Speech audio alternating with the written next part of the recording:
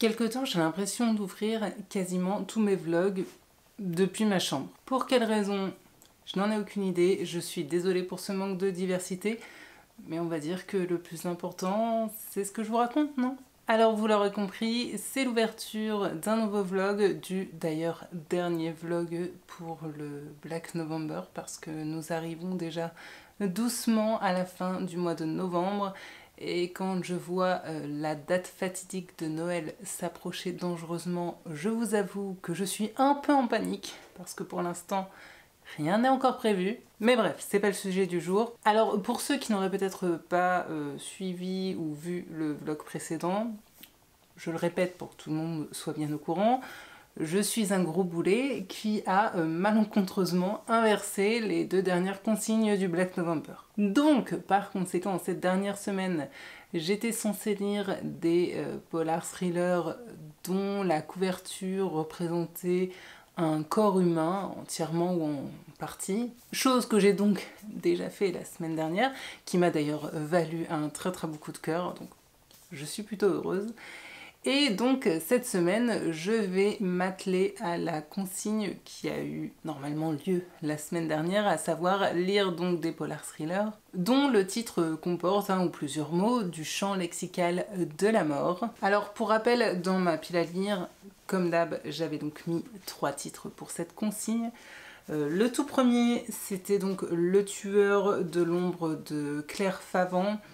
C'est un tome 2, j'ai lu le tome 1 il y a un petit moment, donc il serait vraiment temps que je sorte ce tome 2, mais quand j'ai vu le nombre de pages et le fait que, je vous avoue, en ce moment, j'ai un peu de mal à vraiment me plonger dans ma lecture et donc à avoir une lecture assez rythmée, dirons-nous, je me suis dit que ce serait peut-être un petit peu compliqué pour cette semaine. Il me restait donc 2 titres. Le premier, c'est une nouvelle, enfin c'est un recueil de nouvelles de John Steinbeck, avec donc la nouvelle Le Meurtre, mais aussi d'autres nouvelles, il me semble. On a ouais, Le Harnais, Le Meurtre, Le Serpent et Fuite. Donc 4 nouvelles dans un tout petit recueil. Mais celui-ci, je vais me le garder en joker pour la fin de la semaine, puisque donc j'ai décidé de débuter cette nouvelle semaine avec Meurtrier sans visage d'Henning Mankell, qui est donc un auteur suédois. Donc, sans grande surprise, cette histoire se déroule en Suède. C'est d'ailleurs le premier tome, il me semble, d'une saga autour du personnage de Wallander. Comment c'est son prénom? Je suis en train de le lire, j'ai déjà oublié. En même temps, la moitié du temps, il est juste appelé Wallander, donc vous me direz... Bref, autour du personnage donc de Wallander, qui est un flic qui officie donc en Suède, donc il aurait également pu rentrer dans la semaine où il fallait lire un premier ou dernier tome de saga. Toujours est-il donc que dans celui-ci, on va avoir un couple de petits vieux qui va être, j'allais dire, sauvagement assassiné, donc massacré dans leur petite ferme paumée au fin fond de la Suède. La femme du couple ne va pas décéder sur le moment, donc elle va être transportée à l'hôpital. Et avant de rendre son dernier souffle, elle va dire quelques petites choses, certaines assez inaudibles, mais c'est vrai que le policier qui a recueilli, je dirais, ses dernières paroles, a entendu entre autres le mot étranger. Et à 20 km de cette ferme, il y a justement un camp de réfugiés. Donc on parle beaucoup dans ce titre, en tout cas pour l'instant, de l'émigration en Suède. Je dis pour l'instant, j'en ai lu pratiquement 100 pages. Et pour un début, je vous avoue que pour l'instant, je suis moyennement emballée. Alors, pas que ce soit mal écrit, hein, non, je trouve que ma foi, Henning Mankell écrit quand même plutôt bien, même si c'est pas extrêmement recherché au niveau du style ou de la construction narrative. Ça reste un style d'écriture qui n'est pas non plus simpliste, mais je trouve que il y a quand même déjà des longueurs. Alors, est-ce que c'est moi et mon état d'esprit qui font que j'ai du mal à me mettre dedans? Ou est-ce que c'est l'histoire en elle-même qui a du mal à aller choper son lecteur? Bon, j'aurais un peu du mal à vous le dire. En plus de ça, je vous avoue que pour l'instant, j'accroche très moyennement avec le personnage de Wallander, que je trouve même d'ailleurs par moments sacrément con, hein, on va dire les choses telles qu'elles sont. Ayant donc peu d'atomes crochus avec notre personnage principal plus une histoire qui met du temps à se lancer, bon bah je vous avoue que j'y retourne pas forcément avec beaucoup d'entrain. Par contre, je tiens à noter qu'il y a un truc que je trouve plutôt cool, c'est que cette histoire se déroule en 1990. Donc ça me change un peu de tous ces policiers très modernes. Là, forcément, les flics n'ont pas de portable, etc. Donc c'est vrai que ça, pour le coup... Alors je vais pas dire que c'est original parce qu'il me semble que ce roman a été écrit il y a belle lurette. Qui dit encore belle lurette d'ailleurs? Oui, bon, bah ce livre a été écrit en 91. Donc c'est tout à fait logique que l'histoire se situe en 1990. J'avais à l'époque 2 ans. Autant dire que ce livre n'est pas de première jeunesse, comme moi. Donc ça c'est plutôt cool, je me dis que ça va peut-être aussi parler un peu à mes souvenirs personnels, à ma petite fibre nostalgique, je ne sais pas. Mais pour le reste, vous l'aurez compris, je galère un peu. J'espère vraiment changer d'avis au fur et à mesure de ma lecture. Mais pour l'instant, voilà, j'aimerais bien accrocher un petit peu plus. Soit aujourd'hui nous sommes donc mardi, l'enfant est à l'école, l'amour est au travail et ne rentre pas ce midi. Autant dire que j'ai toute la journée devant moi pour essayer de faire un maximum de choses. Je vais peut-être vous emmener un petit peu avec moi. J'ai des choses à terminer pour le boulot, pour Maison Louvre. Je dois terminer de monter par exemple des cadres insectes. J'ai aussi un petit peu de tâches ménagères à faire type repassage. Au pire, si ce n'est pas fait dans la journée, je le ferai ce soir.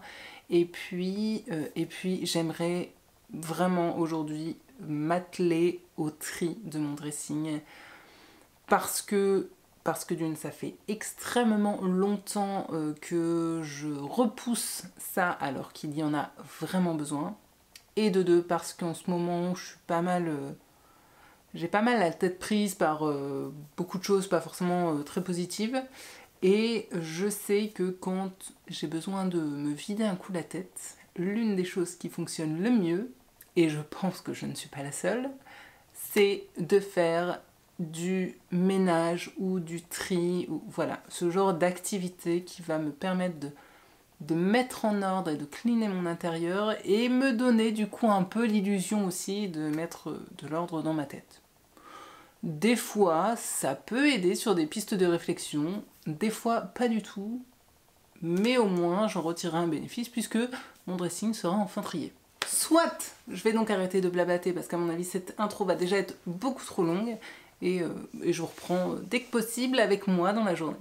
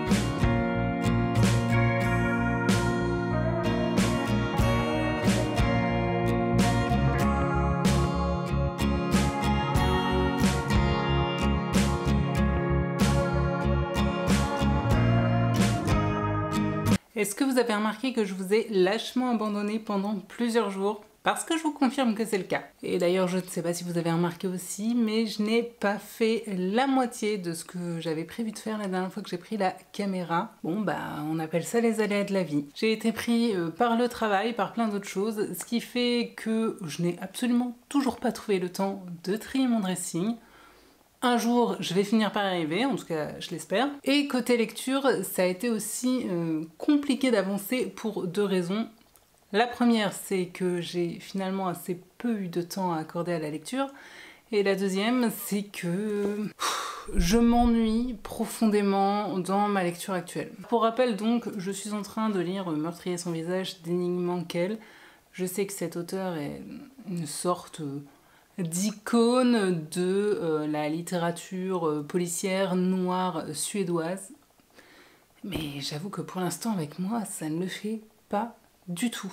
En me sentant plus ou moins légitime et qu'en plus de ça, j'ai tout de même envie de vous faire du contenu pour cette vidéo, je me suis dit que j'allais tout de même le terminer, mais je vous avoue que je rame un peu. Comme vous allez pouvoir le voir, j'en ai lu, on va dire, 2/3. J'aimerais vraiment... Dans un monde parfait, je le termine ce soir. Comme ça, je vous fais une review demain avant le week-end, parce que comme d'habitude, le week-end, c'est un peu compliqué pour moi pour tourner. Et surtout, comme ça, je peux passer à une autre lecture et lire ce week-end les nouvelles de Steinbeck, parce que là... Waouh. Bah, le problème, c'est comme je le disais, je m'ennuie. En plus de ça, je n'accroche toujours pas avec le personnage de Wallander. Donc bon bah sans surprise, ce n'est pas vraiment ce que j'appellerais une lecture plaisante. Une fois de plus, hein, vous le voyez, les semaines se suivent et ne se ressemblent pas du tout, puisque la semaine dernière j'avais un super coup de cœur et là cette semaine je frôle l'abandon. Soit sur ce, comme il est déjà très tard et que j'ai encore 1000 choses à faire, je vais m'y remettre tout de suite, me remettre au boulot. Je vais me faire un petit thé aussi au passage parce que je sens qu'une fois de plus, ma voix part complètement en sucette. Ça y est, c'est foutu. On rentre en hiver, donc qui dit hiver dit les petits désagréments qui vont aussi avec la saison. Et je m'en vais rejoindre mon bureau pour faire tout le petit travail que j'ai à faire pour Maison Louve. Et je croise les doigts pour avoir le temps aussi de terminer mon linge d'ici la fin de la journée. Comme vous le voyez, ma vie est absolument palpitante. Bref, croisez les doigts pour moi pour que je puisse enfin terminer ce satané bouquin ce soir et venir vous en reparler du coup demain. On essaie d'y croire.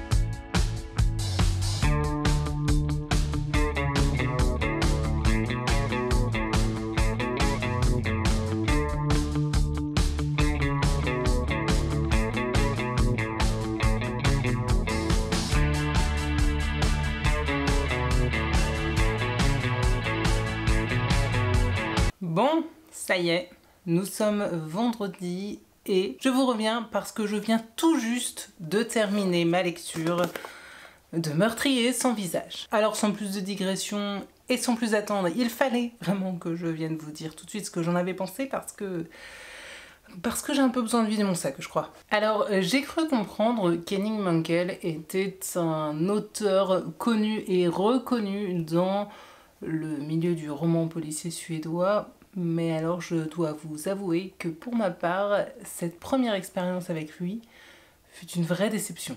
Et vraiment, je pèse mes mots. Je ne peux vous dire autre chose que qu'est-ce que je me suis ennuyée à la lecture de ce titre. Le problème, c'est que je n'ai accroché ni avec le style, ni avec l'histoire. Pourtant, ce roman débutait plutôt bien. Les premiers chapitres sont plutôt intrigants. J'étais plutôt bien dans ma lecture des premières pages. Et assez rapidement, j'ai senti qu'il risquait d'y avoir quelques longueurs. Et je confirme que tout du long, effectivement, pour moi, il y a eu de grosses longueurs. L'auteur n'a de cesse de s'arrêter sur divers détails de la vie professionnelle et personnelle de Wallander et j'ai vraiment eu la sensation que tout ça ne servait qu'à rajouter des lignes au roman. Je pense que vous serez d'accord avec moi pour dire que le fait de savoir que ce flic se tape des coliques parce qu'il a mangé trop vite, oui je vous assure que l'auteur nous pond bien une phrase ou deux là-dessus, n'apporte absolument rien à l'histoire. Au contraire, du coup l'enquête piétinait, rien n'avançait, et moi je m'ennuyais ferme. De plus, le style d'écriture est hyper didactique, mais alors vraiment beaucoup trop à mon goût. La plupart du temps, j'avais le sentiment de lire une succession de phrases qui venaient me décrire par le menu et heure par heure ce que faisait Wallander et son équipe. Et au global, c'était tellement creux. Je crois que je vous l'avais dit, hein, mais c'est vrai que l'histoire donc de Meurtrier sans visage est finalement plus centrée sur le personnage de Wallander que sur l'enquête en elle-même. Et étant donné que je n'ai pas accroché avec ce personnage, bon bah vous vous en doutez, ça a été assez rapidement problématique. J'ai trouvé ce personnage franchement détestable. Il est désagréable, raciste et misogyne à ses heures et même, je dirais, assez pathétique par moments. Je n'ai eu du coup aucune empathie pour lui, ni d'ailleurs non plus pour ses collaborateurs qui, à mon sens, ne sont absolument pas assez développés et qui en plus de ça avaient tendance tous à se mélanger dans mon esprit constamment. Pour ce qui est de la thématique donc du racisme et de la xénophobie, qui était pourtant, je dirais, l'une des promesses que nous faisait le résumé, et bien là encore, je ne l'ai trouvé absolument pas assez développé. Alors que ça aurait dû être vraiment le cœur du roman et que ça aurait dû servir à l'auteur pour, alors peut-être pas dresser une critique, mais tout du moins dresser un portrait sociétal de son pays. Au final, c'est juste resté une sorte de prétexte pour l'enquête. L'enquête d'ailleurs, parlons-en, j'ai trouvé qu'elle se résolvait à la fin beaucoup trop facilement et beaucoup trop rapidement. Et la fin du roman m'a malheureusement laissé sur ce sentiment de tout ça pour ça. Et tout du long, parce que j'ai assez rapidement compris que le gros de l'histoire n'allait pas me plaire, j'espérais au moins être transportée en Suède, ressentir le froid, visualiser les paysages et pourquoi pas en apprendre plus sur ce pays que je connais très mal. Finalement, à part savoir désormais que le tutoiement est très largement utilisé en Suède, ce qui est d'ailleurs parfois un peu déroutant, je vous avoue, à la lecture des dialogues, et bien malheureusement, je n'ai absolument rien appris et je n'ai absolument pas voyagé. Malheureusement donc, je suis au regret de vous dire que je ne retire rien de positif de ce titre et surtout que cette lecture ne m'a pas donné envie de découvrir d'autres titres d'Henning Mankell. C'est dommage, je ne sais pas donc si tous ces romans sont à l'image de ce titre-ci, mais si c'est le cas, c'est clair que ce n'est vraiment pas un auteur fait pour moi. Bon bah voilà, j'ai tenté, je sais désormais à quoi m'en tenir et c'est pas grave, j'en lirai d'autres, mais ouais, bon, pour l'instant je vous avoue que c'est un auteur que je pense laisser de côté parce que définitivement ça ne l'a pas fait. Je vous ai dit, hein, j'étais vraiment à deux doigts de l'abandonner, donc c'est que vraiment il y avait quelque chose qui n'allait pas parce que c'est très rare que ça arrive. Mais bon, c'est terminé, je peux donc passer à autre chose. Ce soir, pour débuter le petit week-end, je vais donc me lancer dans la lecture de la nouvelle Le Meurtre de Steinbeck. Je mise vraiment sur Steinbeck pour me faire passer à autre chose et surtout pour relever hein, le niveau des lectures de cette semaine du Black November, parce que du coup a priori on ne termine pas vraiment sur une note positive, ce qui est un peu dommage, mais c'est John Steinbeck, je rappelle, c'est l'auteur du entre autres hein, du magnifique Des souris et des hommes, donc je sais déjà que normalement niveau style il devrait y avoir du lourd et j'imagine niveau histoire que ça devrait aussi tenir la route, donc je croise très fort les doigts et je vais me lancer là-dedans ce soir. Et à mon avis, du coup, je viendrai sûrement vous en faire un débrief lundi dans la journée. Sur ce, c'est pas tout. Je vais essayer de profiter au maximum des quelques heures qu'il me reste avant que le week-end débute pour avancer un maximum dans mon travail, tout simplement. Donc je m'y remets tout de suite et je vous reprends dès que possible, c'est promis.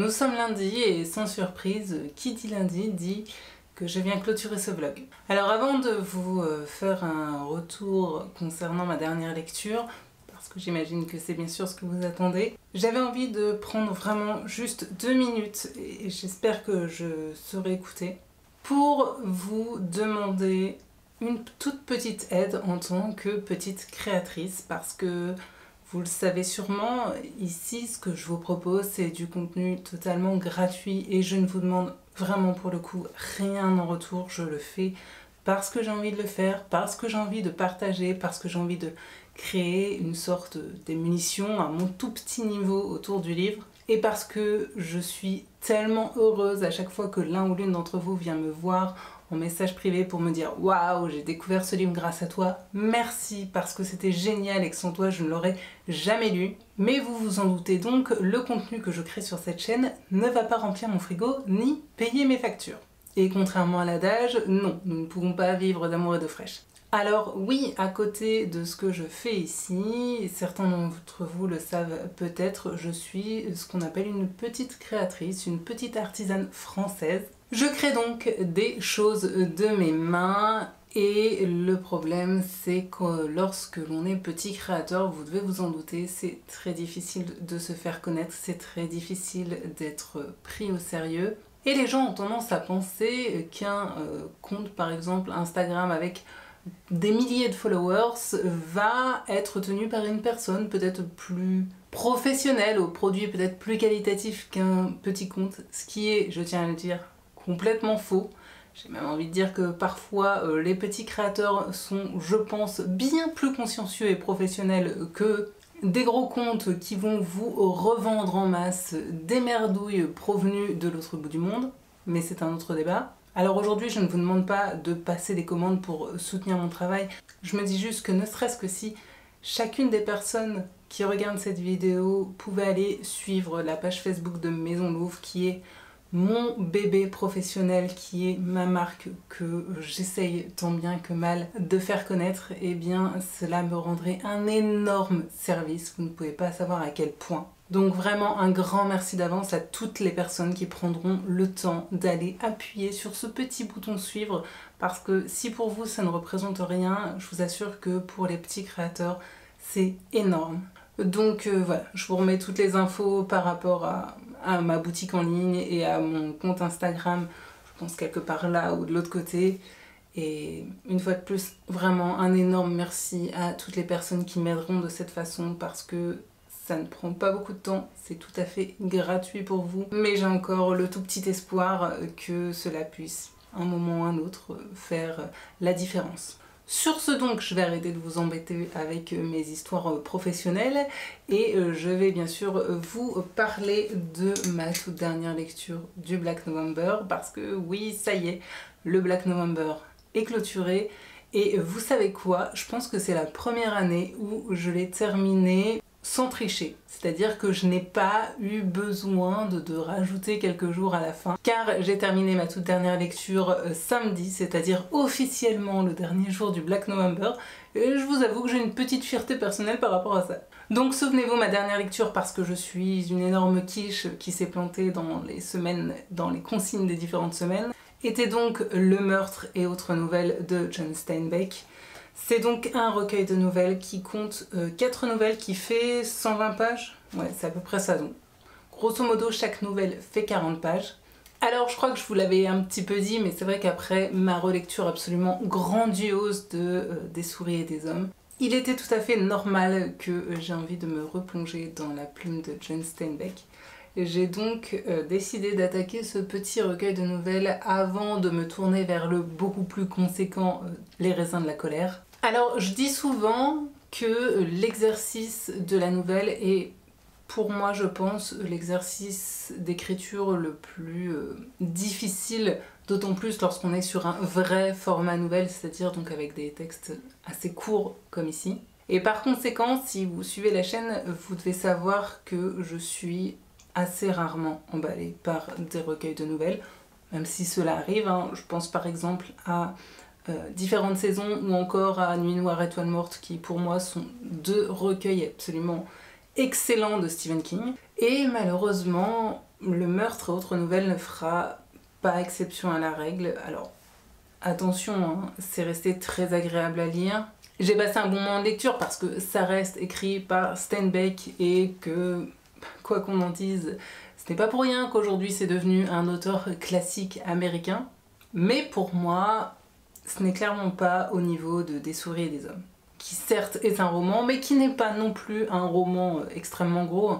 Je sais plus combien de pages il fait, mais il doit faire dans les 200-250 je pense. Donc non, ce n'est pas seulement, je pense, une question de nombre de pages. Alors je vais rapidement du coup passer en revue chacune des 4 nouvelles de ce recueil. La toute première s'intitule Le Harnais, c'est donc sur cette nouvelle-ci que s'ouvre le recueil. Une nouvelle qui est restée au demeurant ma foi sympathique mais pas non plus exceptionnelle.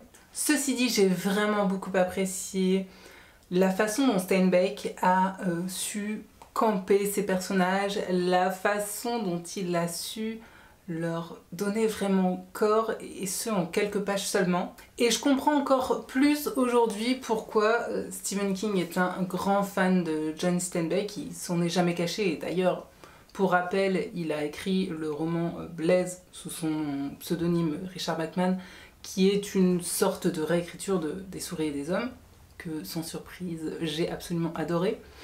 Et ouais, du coup ça me surprend pas que ce soit un grand fan, parce que c'est vrai que dans cette façon de construire ces différents protagonistes, j'ai retrouvé des similitudes chez les deux auteurs. Et donc je pense que pour cette partie-là, dirons-nous, Steinbeck a dû pas mal influencer King.